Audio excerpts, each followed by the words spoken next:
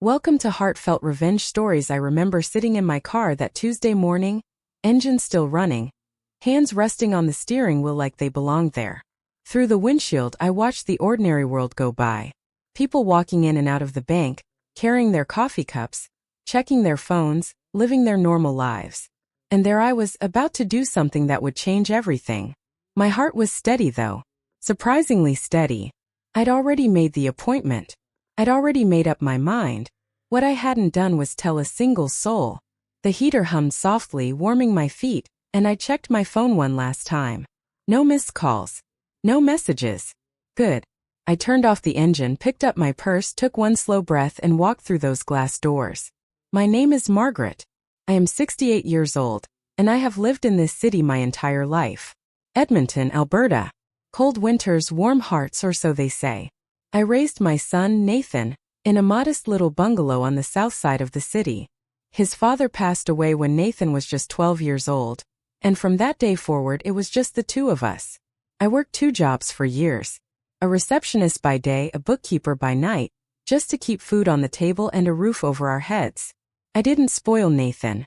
I simply couldn't afford to. But I made sure he had what he needed. And I believed with everything in me that I had taught him the value of hard work, of honesty, of money. Oh, how wrong I was. Please subscribe and like this video and listen to my story till the end and let me know which city you're listening from. That way, I can see how far my story has traveled. Nathan is 43 years old now. 6 years ago, he married a woman named Vivian.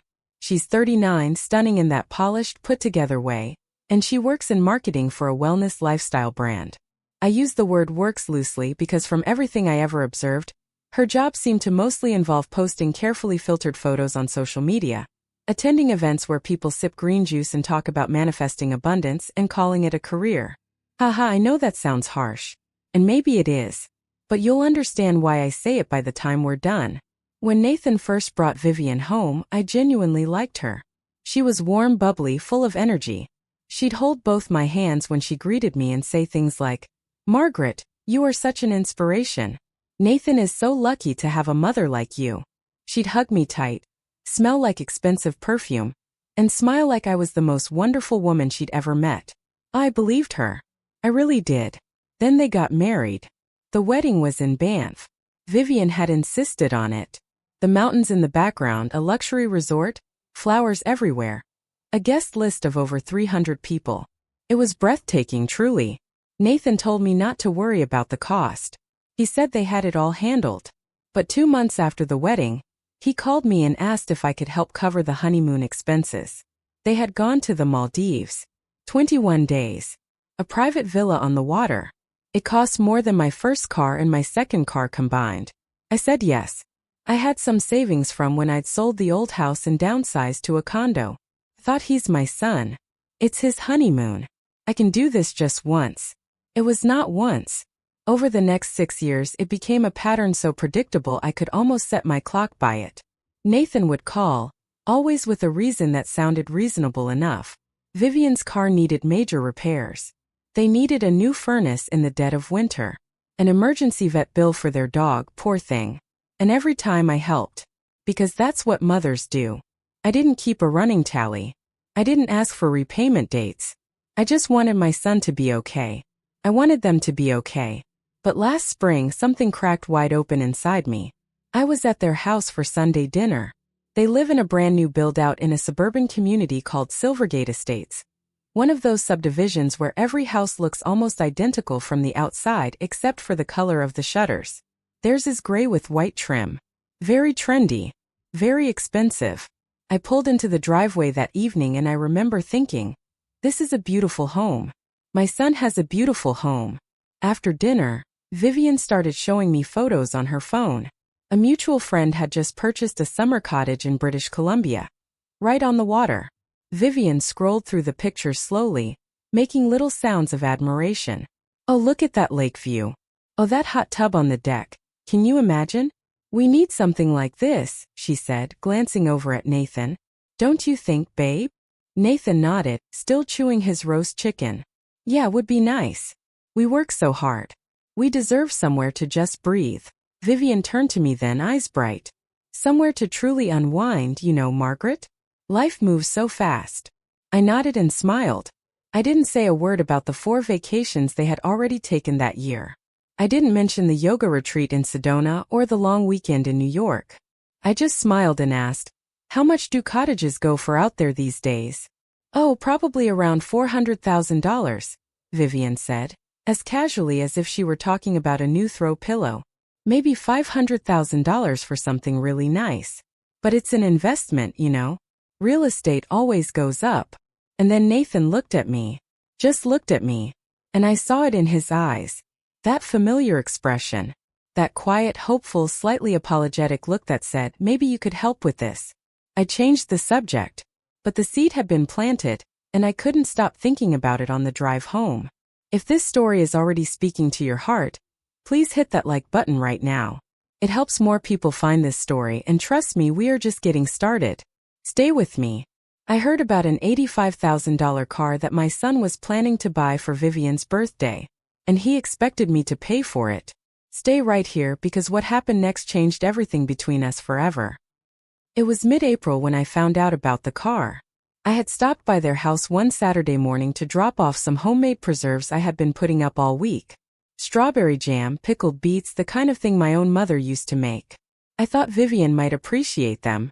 She answered the door in yoga pants and a cashmere hoodie, hair pulled into a loose bun, looking like she had just stepped off a photo shoot. She waved me inside with a wide smile. "Dorothy. Oh, I mean Margaret, come in, come in. You're just in time." "In time for what?" I asked, setting the jars on the kitchen counter. She was practically bouncing on the spot, hugging herself like a little girl at Christmas. "Nathan is planning a surprise for my birthday. He won't tell me what it is, but I think it's something big." "Your birthday isn't until June," I said. "I know." She giggled. "That's what makes it so exciting. He's planning ahead for once." She leaned toward me like we were sharing a secret. "I think it's a car. I've been dropping hints for months. There's this Audi Q7 I've had my eye on. Fully loaded, all the features. It's about $85,000, but Nathan says I deserve it." She shrugged one shoulder like she was talking about a new pair of shoes. "And honestly, I do. The campaign I've been running has been absolutely exhausting." I forced a smile so wide it hurt my face. "How wonderful," I said. Inside, every alarm bell I owned was going off at once. That evening I called Nathan. "Mom, hey. I was actually just about to call you." "Were you?" "Yeah, I wanted to talk to you about something. It's Vivian's birthday coming up, and I want to do something really special for her." "Let me guess," I said quietly. "An Audi Q7. Silence. "Vivian told me," I said. "Oh." A nervous laugh. "Yeah. I mean, she's been wanting one for a while. She works hard, you know. I thought it would be a nice gesture." "And how are you planning to pay for it?" "Well, that's kind of what I wanted to talk to you about. I was hoping you might be able to help with the down payment. Maybe $30,000. I can handle the financing for the rest." I couldn't speak for a full moment. My throat had gone completely dry. "Nathan," I finally said, voice tight and low, "you still owe me $12,000 from the credit card. Not a single cent has been repaid. Not one." I know, Mom. But this is different. This is for Vivian's 40th birthday. I can't just get her nothing. Then get her something you can actually afford." "Mom, come on. Don't be like this." "Be like what, Nathan?" "Responsible." He let out that long, exasperated sigh.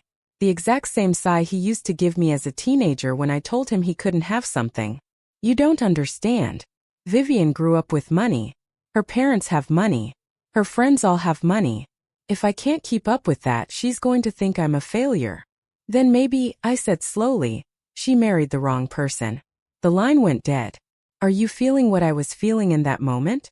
That hollow, heartbroken silence after your own child hangs up on you? Hit that like button if this story is reaching something in you. Keep listening. Gets deeper. I sat in the quiet of my condo for a long time after that call. The city hummed outside my window. The clock ticked. My hands were trembling not from fear, but from something that had finally broken open after years of being held shut. I had spent 6 years being the financial safety net for a lifestyle I never agreed to fund. I had said yes when I should have said no. I had stayed silent when I should have spoken up. I had told myself it was love, but I was starting to understand that what I had really been doing was delaying a lesson that needed to be learned. That night I made a decision. I was not going to give Nathan that money. I was not going to continue enabling this cycle. But I also was not going to announce my decision and get drawn into a fight that would end with me being worn down and giving in. No. I was going to act quietly, clearly, and decisively. Vivian's birthday was June 14th. I wrote it on the little calendar on my refrigerator door. And 3 days before that date I got dressed, put on my good coat and drove to the bank. The appointment was efficient and professional. The advisor across the desk had kind eyes and an unhurried manner. I explained what I needed to do. She nodded and began typing. I noticed she didn't look surprised. I suppose she had heard versions of this story before. I closed the joint savings account that Nathan had access to. All $63,000 of it. Transferred every dollar into a new account under my name alone. Then I called the credit card company and had Nathan removed as an authorized user, effective immediately. I had the card itself suspended, just to close every door completely. When I walked out of that bank and the cold spring air hit my face, I felt something I hadn't felt in a very long time. Free. Not angry. Not vindictive. Just free. I went home, made myself a pot of tea, sat in my armchair by the window and waited. I had closed the account. I had removed his access. And in 2 days, Nathan was going to walk into a car dealership expecting to use money that was no longer there. What happened when he found out will break your heart, and maybe, just maybe, it will make you cheer. Stay right here. June 12. 2 days before Vivian's birthday. I was reading by the window when my phone rang. Nathan. I answered on the second ring. Mom. His voice was tight, strained, barely controlled. Something is wrong with the savings account. I tried to make a transfer for the down payment, and it's saying the account is closed. That's correct, I said, keeping my voice even. I closed it 3 days ago. Silence so thick you could have carved it. You closed it? Why would you do that? Because it's my money, Nathan. It has always been my money. Mom, I need that money. The dealership is holding the car. I told them I'd have the down payment by tomorrow. They're expecting me. Then I suppose you'll need to find another way. You can't do this. His voice cracked between anger and desperation. Vivian's birthday is in 2 days. Promised her. I already told her it was happening. You promised her with my money, I said quietly. That was never a promise you had the right to make. This isn't fair. And something in me came loose then. Not rage. Something colder and more honest than rage. Fair. I said. Nathan, you charged $12,000 to my credit card without permission. You have not repaid a single dollar in months. You've borrowed money for vacations, renovations, emergencies, every kind of expense imaginable, and somehow the repayment never comes. And now you want $30,000 more for a luxury car for a woman who has never once, not once, expressed a word of gratitude for any of it. You want to talk to me about fair. He was breathing hard. I could hear it through the phone. I was going to pay you back. You know I was. When, Nathan? Give me a date. A real one. He didn't answer. I love you, I said, and I meant it from the deepest part of me. But I am not going to keep funding a life that neither of you can afford. Not anymore. He hung up. I sat very still for a while after that. The tea in my cup had gone cold. Outside, a pair of sparrows were arguing over something on the balcony railing, and I watched them without really seeing them. I had done it. I had actually done it. The next morning, a text came from Vivian. My phone buzzed against the kitchen table and I picked it up to see her name on the screen. I hope you're happy. You just humiliated Connor in front of the whole dealership. He had to walk out without the car because of you. This is your fault. I set the phone down, picked up my tea, didn't reply. An hour later, another message. You're supposed to support your son. What kind of mother does something like this? I blocked her number. Before we go any further, I need to ask you something. Have you ever been in a position where you were expected to keep giving no matter the cost to yourself? Where saying no felt like a crime? Drop a comment. Tell me where you're watching from and what you think so far. And please keep listening. That evening, Nathan called. I let it go to voicemail. His message was quiet, different from the anger of that morning. Mom, please. I'm sorry. I know I messed up. I do. But Vivian is devastated. She won't even look at me.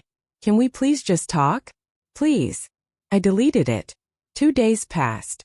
Vivian's birthday came and went. I spent it quietly, taking a long walk through the river valley, watching the city breathe around me, thinking about all the years I had said yes when I should have said no. On the 3rd day after her birthday, my phone rang from a number I didn't recognize. I hesitated, then answered. Margaret. It was Nathan. His voice sounded scraped clean, like something had been removed from it. I borrowed a phone. It's been a rough few days. Can I come over? I really need to see you. I thought about it for a long moment. Tomorrow, I said. Noon. He arrived at 11:45, looking like a man who had not slept properly in days. Shirt wrinkled, hair uncombed, shadows under his eyes. He sat down on my couch and put both hands over his face and just stayed like that for a moment. Oh, my heart. My heart nearly broke in two just looking at him. She's furious, he said finally, voice muffled behind his hands. She thinks I lied to her. About the money. About everything. She's saying she might go stay with her parents for a while. Maybe some space would be good for both of you, I said gently. He dropped his hands and looked at me. His eyes were red. Mom, I know what I did. I know I took advantage of you. I know it's been going on for years and I kept telling myself it was fine, that I'd pay it back, that it wasn't hurting anyone. He swallowed hard. But I think some part of me always knew. The room was very quiet. Why didn't you ever say no before? He asked. Because I love you, I said. And because I kept hoping you'd find your way on your own. But you needed a wall, Nathan. And I was always a door. He looked away, jaw working. I just wanted her to be happy, he said, and his voice cracked on the last word. Weeping now, quietly, the way men do when they've held it in too long. I wanted to be enough for her. I thought if I kept giving her what she wanted, she'd love me the way I needed her to. Oh, Nathan, I whispered. That's not love, I said softly. What you were chasing, that's not love. Love doesn't have a price tag. And someone who only stays when the gifts keep coming was never really staying for you. He didn't say anything for a long time. When he finally left, I stood at the window and watched his car pull away down the street, and I cried. Not because I regretted what I had done, but because I could see clearly now what it had taken him years to understand, and I wished with everything in me that he could have learned it a softer way. He came to my door broken and exhausted. We talked in a way we hadn't talked in years. But the story wasn't over. Because a week later, Nathan called me with news that made my heart shatter and sing at the same time. Stay right here. A week passed in near silence. Nathan didn't call. I didn't reach out either. I gave him the space to sit with everything the way you give a wound time before you change the dressing. Then one evening my phone rang and his name lit up the screen. She left, he said. Just those 2 words, very quiet. What? Vivian. She moved out. She said she can't be with someone who can't provide the kind of life she's used to. She's back at her parents' place. I closed my eyes. I pressed my hand flat against the kitchen counter and steadied myself. My heart broke for him. Not for Vivian, I'll be honest about that. But for Nathan, because I knew he had loved her in the only way he knew how, and that it had cost him nearly everything. There is something uniquely devastating about watching your child grieve, even when part of you saw the grief coming from miles away. I'm so sorry, sweetheart, I said. You were right, he said, voice rough and unsteady. I should have been honest with her from the beginning. About the money, about what I could afford, about what I couldn't. I kept thinking if I just kept stretching, kept reaching, kept giving, she'd love me enough to stay. A long pause, the kind that has weight to it. But you can't buy someone into loving you, can you? It wasn't really a question. No, I said. You can't. Can I come over? Of course you can. He arrived within the hour. I made us both a big pot of tea and we sat together on the couch the way we used to when he was small and the world had frightened him. Except this time we were 2 adults who had both made mistakes, and we were choosing to be honest about them. Ha ha ha, I even dug out a tin of the shortbread I'd been saving for no particular reason, and somehow that made it all feel a little more bearable. We talked for 3 hours. About his father, about growing up with not much money, about how that had shaped him in ways neither of us had fully reckoned with, about the pressure he had always felt to prove himself, to appear successful, to be the man with the nice house and the beautiful wife and the life that looked good from the outside. "I think I married an idea," he said at one point, staring at his teacup. "I married the image of the life I thought I was supposed to want." "And what kind of life do you actually want?" I asked. He thought about it for a long time. "Something real," he said finally.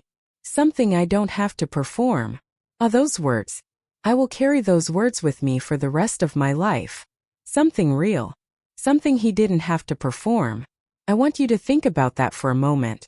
How much of the life around you is genuine, and how much of it is performance? Drop your thoughts in the comments. I read every single one. And stay with me because this story has one more chapter and it is the most important one.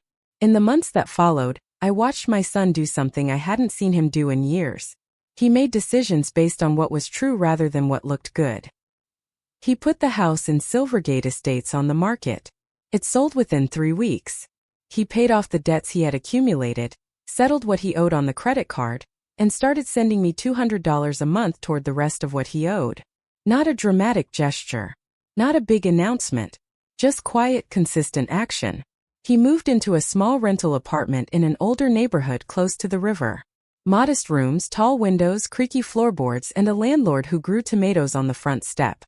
Nathan told me he loved it. He called me one Saturday afternoon from a little cafe near his new place just to talk. No ask. No request. Just conversation. We talked about the garden I was trying to grow on my balcony, and a documentary he had been watching and a book I recommended. It was so ordinary and so lovely that I had to take a moment after we hung up just to feel the full weight of it. This was what I had wanted. Not revenge. Not the satisfaction of being right. Just this. My son talking to me like a real person, not like a resource. A few weeks later, Vivian sent him a message. She had made a mistake, she said. She missed him. She wanted to try again. He read it once, put his phone face down on the table and didn't reply. He told me about it a few days later, almost as an afterthought. "Did you think about it?" I asked. "For about 4 seconds," he said. "Ha ha." Then I thought about how it felt to sleep through the night for the first time in years, and the answer was pretty clear. Nathan had chosen peace over performance. He had chosen honesty over appearances. And then something happened that I never expected. Something that made all the pain of those years suddenly make complete sense. Stay right here for the final part of my story. It has now been 5 months since the afternoon I walked out of that bank feeling lighter than I had in years. Nathan has been seeing someone new. Her name is Clara. She is a primary school teacher, drives a 10-year-old car that she maintains herself, and laughs at Nathan's jokes with her whole face even when the jokes are genuinely terrible. Ha ha. They met through a mutual friend, completely by accident, over an argument about whether pineapple belongs on pizza. Nathan says she defended pineapple passionately and he knew right then she was interesting. They went on a camping trip last weekend. Nathan called me from the campsite on Sunday evening. I could hear the crackle of a fire in the background and the sound of Clara laughing at something in the distance, bright and unguarded, the kind of laugh that doesn't perform itself. He sounded like himself. The self I remembered from before all of this. Light and unhurried and genuinely happy. "Mom," he said. "Yes. Thank you. For not giving me the money." I felt something shift deep in my chest. "You're welcome, sweetheart. I mean it. If you had given it to me, I would have kept going. I would have kept borrowing and stretching and pretending. I would have lost everything eventually, just more slowly and with more debt." A pause.